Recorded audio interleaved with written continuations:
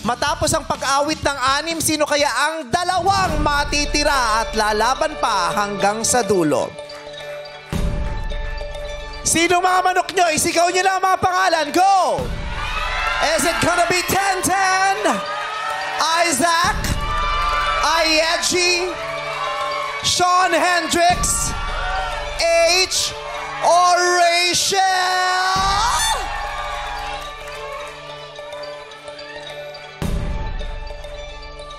At abangan nyo ang susunod sa season na ito. Ano? Di ba pangkat-pangkat? Oo. Yes. Ala versus Alon Yes. versus... Yung Amina. next edition po natin, next season, abangan nyo, mainit ang magiging laban. 2 pangkat lang po ang magtatapat. Tapos? Congress versus Senate. Maglalaglagan din sa Sino kaya? Iba yun Baka may mga personal bet kayo para matawagan na natin. Bigay sa yung contact. Sino kaya ang 2 mga awit na pinaburan ng ating mga hurados? Ang grand finalist na nakakuha ng pinakamataas na markang 97.8% ay si...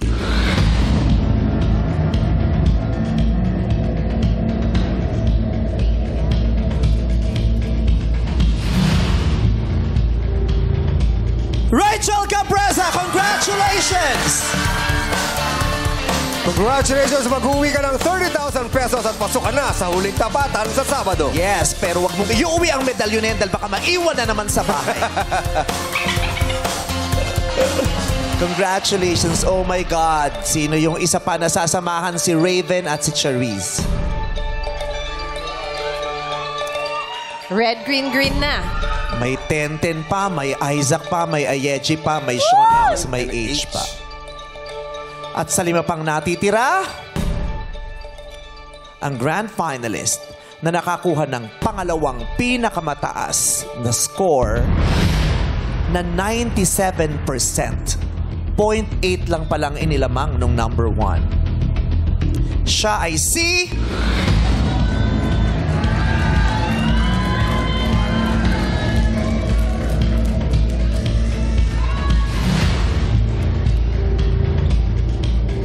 Ayeji Paredes!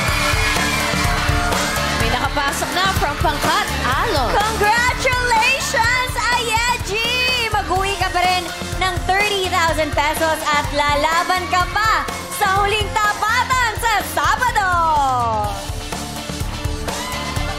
Congratulations, IG! Ayan, may nakapasok na from Pangkat, Alon. Yes! Ang isang natitirang naka-color blue, IG.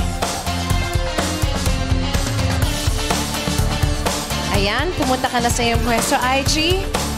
10-10, Isaac, Sean Hendricks, H.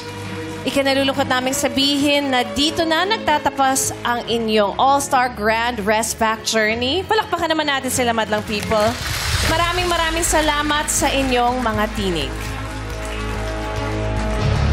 Narito naman ang official score sa naganap na tapatan.